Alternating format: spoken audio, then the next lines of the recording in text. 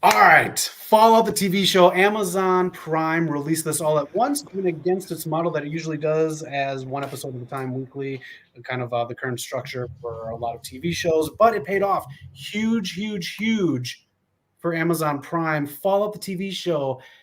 Eric played the games. I played it for about one afternoon, Fallout 3, and it wasn't my cup of tea.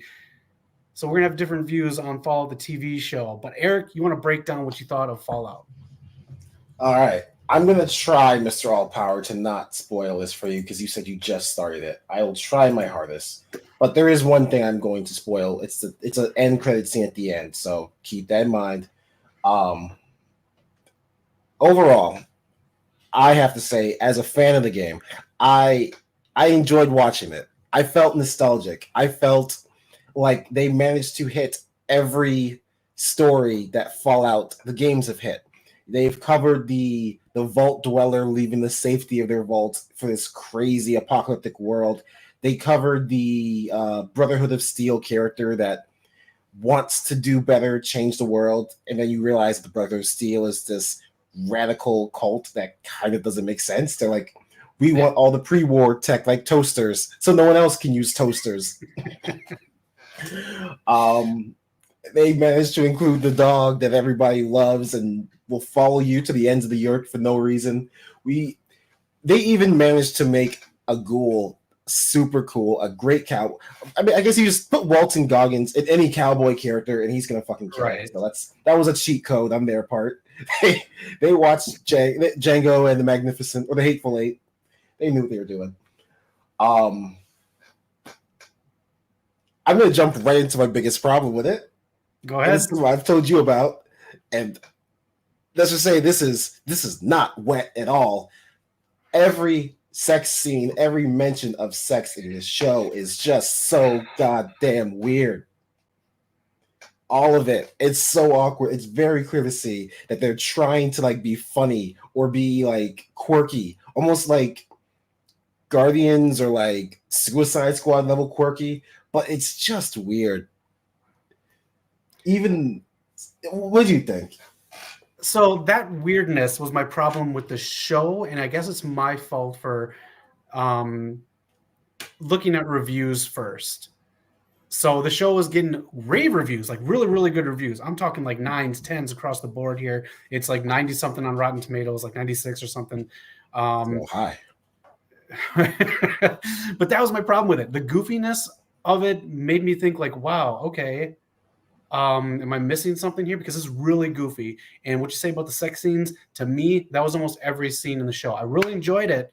I did. It Mm-hmm. was a good ride, but I knew what was coming based on the the commercial actors that were in here, and also based on how goofy it was. And like you talked about the sex scenes, I knew where they were going with the sit, like right off the bat. So I knew when a death was coming. I knew when something else quirky was coming.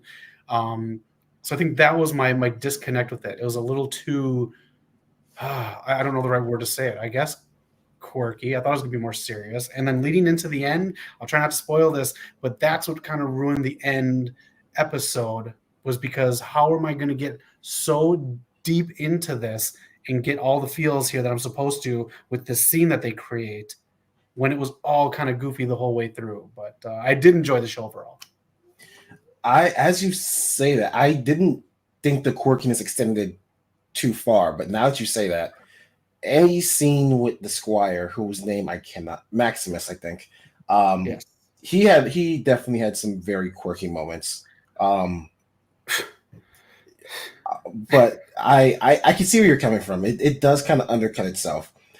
But you also mentioned the commercial actors, and Mr. Allpower asked, "Do you like the main character girl?" I'm going to assume you mean the casting and the acting, and hope that's what you mean. Um, we've talked about how the casting for this show was kind of weird. There are some Yes.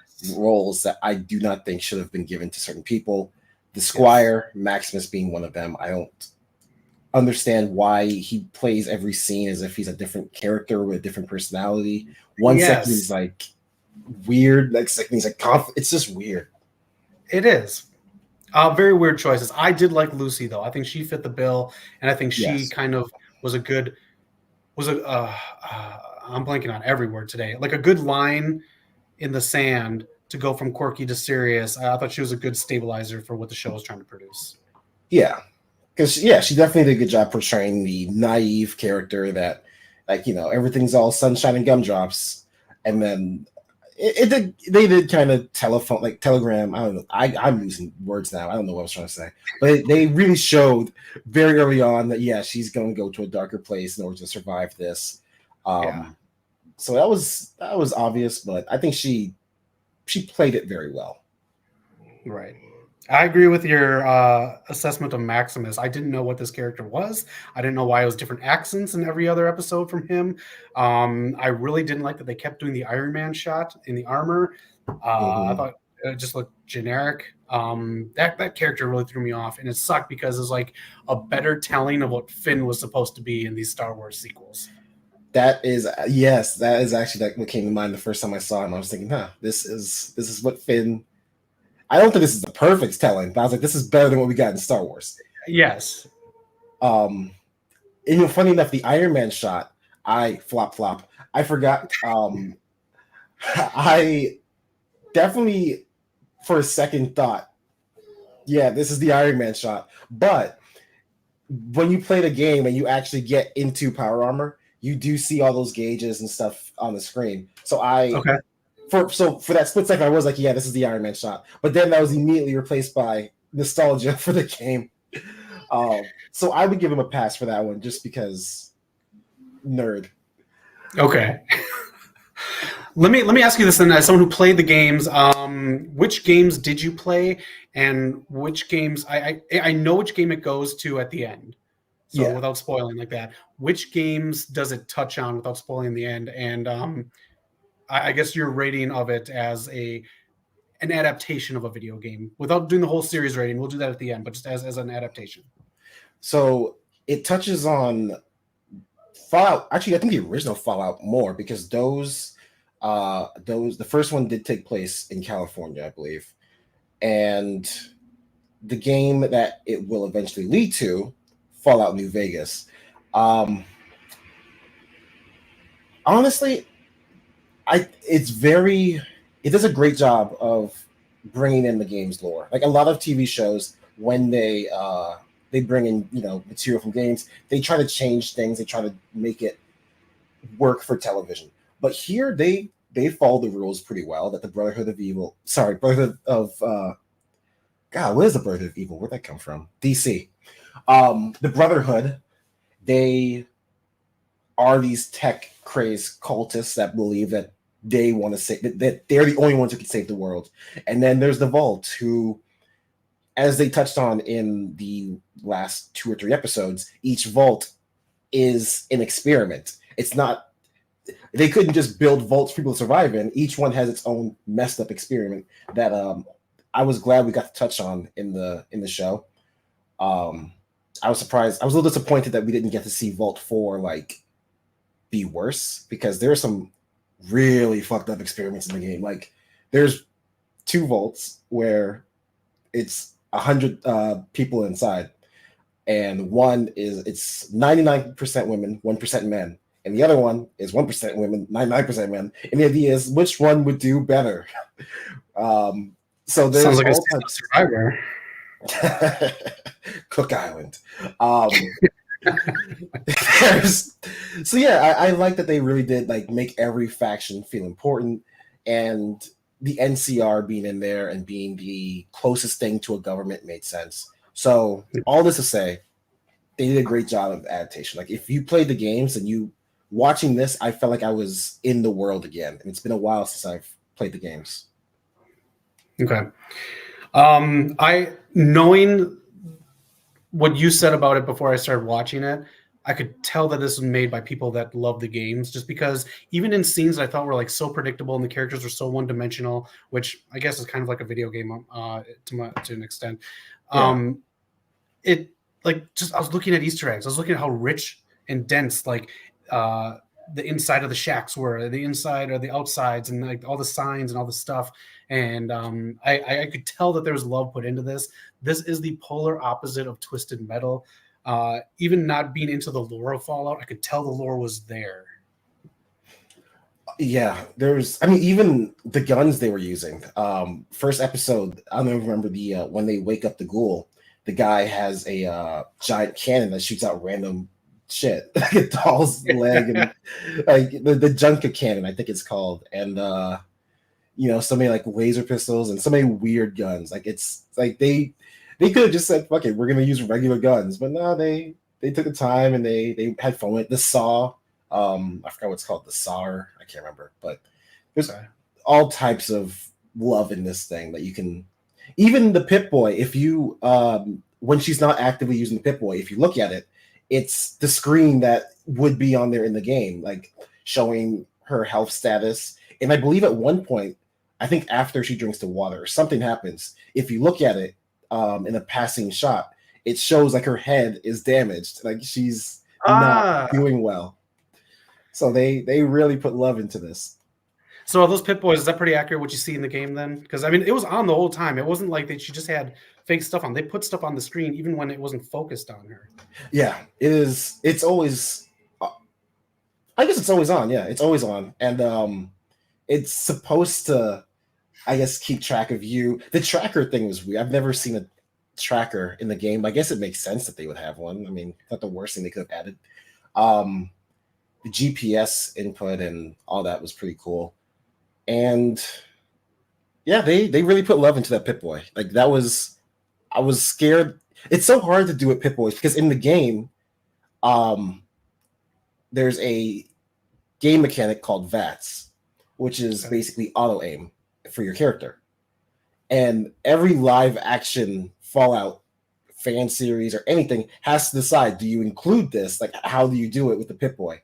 And generally, I've found it in fan series, like, you can go on YouTube, there's a lot of great fan made series for Fallout. Yeah. When they do it, the Pip Boy is a really hard thing to balance because it's such a game mechanic. But I think this series, they found a way to really keep it realistic, but still as crazy as this sci-fi game is. What is your take on the ghoul? And is the let me just ask in general, after your take on the ghoul, are these characters from the game? Or are they just generalized versions? They're just generalized versions. Okay. I mean, for some reason, it's an unwritten rule for some reason that every dog is called dog meat in the Fallout world. So I guess you could say that might be based on one. But yeah, I don't think we've seen a character in the Fallout canon yet. Okay. But is the end of how everything happened, is that kind of canon? Has that been revealed in the games? Someone in the comments will have to explain that one to me because I've played Fallout 3, 4, New Vegas, 76. And at no point in those four games was it revealed that Vault-Tec was the ones who dropped the bomb. If unless I missed it, unless I'm mistaken. I thought it was just a matter of just war. Okay, because they did talk about like the Russians and stuff like that, so I was a little confused if it was for sure Voltec or if it was a war. But I I'm just like trying to figure out where the series goes from here. Obviously, it goes to New Vegas. I'm not too familiar with the games, but I'm almost positive this is getting picked up for a second season because it is super successful, and the numbers are still trending in week 2. So is God, I don't want to spoil anything because I know some people haven't watched it. How long do you see the series go for? I so it's tough because New Vegas is arguably the fan favorite in this entire series. So I think it's it's almost like you're bringing out your heaviest hitter in the second season. Yeah. After that, it gets real scary. Like, what do you do after that? After that, it's like fantasy level. Like that's where you have to really like do your own story. So I want to say I would give them 3 seasons. That third season, they have to prove to us that like they can they can do it. Okay. Then Phantom let us know that it was Voltec and the U.S. funded them. Okay. Yeah. I mean, I just never remembered learning that they were the ones who dropped it. But yeah, that was the U.S. Like they were basically running the U.S. at that point. Voltec had lots of heavy players behind them. Okay. At what point were you just totally in with this show? Because you hit up the chat real quick when you started watching this show. Let's see. Episode 1 had me right away with the what was it? I think knowing that she was going to go out there and seeing the world. I was excited. Like I Fallout 3, you basically are in that scenario. You play as someone who was raised in the vault, whose parent was not from the vault originally, and then you go out there and you see this destroyed world for the first time. It really gave me a hit of nostalgia. That was like, you know what, these guys know what they're doing. Mm-hmm. But visually, the scene that got me, because you know it, Cowboys are my favorite game. They're my favorite wrestlers. I'm a cowboy, man. The shootout in Philly, with the ghoul just killing everyone around him, really got me. So That was pretty cool. I'm loving it. Nice. This is a very easy watch. I was a big fan. You see two Sex and the City vets in the very beginning and at the very end of the show. Yeah, there were issues with it for me, but overall, this is a very enjoyable show, and I'm kind of glad that they released them all at once because I think I still would have stuck with it. But I mean, some shows kind of lose viewers afterwards, so this way it gave people a chance to just like dive into it. Yeah, I do think it worked out because we just watched. I mean, I don't know if everyone followed this watching schedule, but we just had Invincible that was like, you took a break and we had to wait week by week. So giving us something right off the bat that was completely done, I think that was a nice reward, nice change of pace. Yeah. All right, let's go final score then for Fallout, and let's do it whatever you want. You can either do it out of 10, out of 5, or you can do a percentage, kind of like Rotten Tomatoes. I'm gonna do it out of 10 and say I'm willing to give it 8.5. I do think, like you said, the quirkiness is a little forced at times, which I kind of get. I can understand. The weird part is Fallout isn't as dark and apocalyptic and gory as it is. There is a tone that it's not entirely serious and dark and gray. There is a weird, like, dark humor behind it. I just think it's hard, especially in today's world where, like, Marvel, James Gunn, they've kind of influenced Hollywood with the idea that, like, quirky makes money. If you're not being quirky and funny, then you're not doing Hollywood right, kid. So I think they just went a little overboard. And then the sex shit really did kind of knock it down a bit for me, because it's more than the incest stuff. I was like, okay, that's weird, but you know what? Fine. There's not that many people there. Whatever. I give you guys this one pass. But the fact that it happens multiple episodes, it's just fucking weird. Yeah. All right. I'm gonna give it a 7. I think I would have been into it more if I played the games, but the fact that I was into it as much as I was, even after the quirkiness kind of threw me off, it says a lot. A lot of like stuff went in there with Jonathan Nolan just putting a good stamp on this whole thing and making this seem a lot more cinematic than I think it would have with all the CGI that's in here, even stuff that you wouldn't think is CGI. But I enjoyed it. Eric, can you do one last final thing for Fallout? Can you sell Knock on watching this show? Let me know. The final boss is here. The real final boss. I'm sorry, Zach. I wanted to sell it, but he just stole my moniker. You know how long I've been the final boss? I've been the final boss. Tell me. I went back to our videos. I found some footage I put on. Since like episode 60, I've been calling myself the final boss. Even before that. So I'm going to start sending some lawsuits out. Let me know how my audio sounds. My computer's acting up, and I was stuck in traffic for an hour and a half. Man, I'm pissed off right now. Oh man, you were stuck in traffic like Lucy here in LA. This shit is bananas. That's another thing that kind of threw me off her trip. How she went around from the beach from Santa Monica Pier to the Hollywood sign, and then like through downtown. Threw me off just because I live here. But anyways, thank you for bringing that up. Also, the traveling in this fucking thing is weird. That everyone can catch up to each other, no matter who started when, how fast or what. There's no sense of distance. It's all weird. I also find it weird. Like, I at first found it weird that everyone just kind of randomly runs into each other, but I will give them the smallest pass possible, because that does happen in the games. I guess that's fine. Okay. But still, anyway, Knock, you need to watch this show, because I mean, I know you like Django. I know you. I know you. Why'd you say it like that? Because I meant it in a Django is a badass movie. It's You're a a good man of movie, action. solid movie.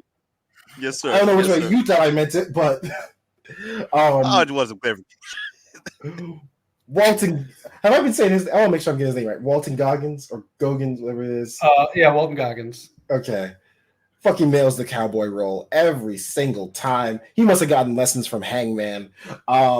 Lucy, Ella Purnell. I'm butchering so many names today. She nailed this role. She actually made, like, I'm sure I've seen her in other things, but I will say that she does such a great job of playing the light of this show. Yeah. Ignore the man in the Power Man suit. We don't, just skip over the scenes. But the action is there. The lore is there. It will get you into the games if you have not played it yet. All right, Knock, you got to start Fallout and get back to us. You guys, I think you sold me because I mean I've been hearing such good reviews about it. Eric's been letting us know in the chat, so I'm for sure gonna start it. Once I get through X-Men 97, of course, which will be exactly what we're reviewing tomorrow. Yes. All right. I actually have a question for you, Zach, before we move on. Somebody in the chat asked this, and I can't answer it because I haven't watched all three. Halo, Last of Us, or Fallout? I'm going to go Last of Us just because of the production. So you got the people that they bring in for side characters are like seasoned actors. They brought what's his name? Luna, Ghost Rider in as a side character where they bring a commercial actor in Fallout. They have the budget to do this. Obviously, Amazon you can see where the budget was. It was with Nolan. It was with some of the special effects. It was with a lot of other stuff. So the budget for Last of Us was so rich. I got to give it to that just because it's award worthy every episode, and the performances are just rich with acting. Where this again, you look at one of the main people, Maximus, and I'm like, ooh, what's going on? What? How can I fast forward this? Right. Damn. Yeah. It's just weird. He does. Let me just say this.